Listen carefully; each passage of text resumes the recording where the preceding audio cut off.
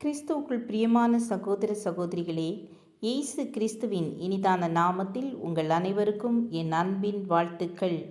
இன்றைய தினம் உங்களுக்காக கொடுக்கப்பட்ட வேத வசனம் ஏசாயா 1 அதிகாரம் 3 மாடு தன் எஜமானையும் கழுதை தன் ஆண்டவனின் முன்னணையும் அறியும்.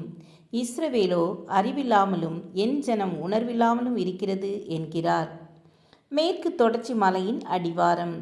இரு யானைகளும் ஒரு குட்டியும் தண்ணீர் தாகத்தால் சமவெளி பகுதிக்கு வந்துவிட்டன.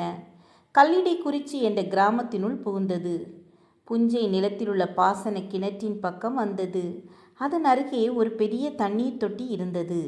அதில் தண்ணீர் குடிக்கும்போது குட்டி யானை தண்ணீர் தொட்டியில் விழுந்துவிட்டது. பெரிய யானைகள் ரெண்டும் தங்கள் தும்பிக்கைகளினால் தூக்கிவிட முயன்றன.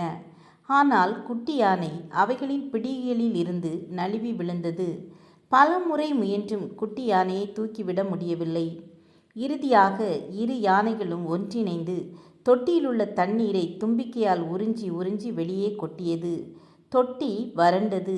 இப்பொழுது குட்டியை எளிதாக தூக்கி வெளியே விட்டன. தொட்டியில் நீர் நிறைந்திருக்கும் போது பிடிமானம் கிடையாமல் தூக்கிவிட முடியவில்லை. தண்ணீரை காலி பண்ணி குட்டியை தூக்கிவிட வேண்டும் என்ற ஞானத்தை கடவுள் கொடுத்திருக்கிறார் என்றெண்ணி வியந்தேன். நான் 1ஆம் வகுப்பு படிக்கும்போது தாகத்தோடு வந்த இரு காகங்கள் பானையில் தண்ணீர் பாதியாயிருந்தமையால் தண்ணீர் குடிக்க முடியாமல் தவித்தன. பின்பு கற்களை பானைக்குள் பொறுக்கி போட்டு தண்ணீர் மேலே வந்தவுடன் தாகம் தீர்ந்து சென்ற காக்கா கதை நினைவிற்கு வந்தது. ஆம் என கண்பானவர்களே, இந்த கதையில் வரும் யானையின் ஞானத்தைப் போல நாமும் நம்முடைய எஜமானை அறிந்தவர்களாய் அவர் சொற்படி நடப்போம். ஜெபம் செய்வோம். கிருபையும் இரக்கம் நிறைந்த கர்த்தாவே, எங்கள் ஒவ்வொருவருக்கும் உணர்வுள்ள இருதயத்தை தாருங்க. சமாதானத்தோடும் மனமகிழ்ச்சியோடும் வாழ எங்கள் ஒவ்வொருவரையும் ஆசீர்வதிங்க. சமாதானத்தை தாருங்க, சந்தோஷத்தை தாருங்க.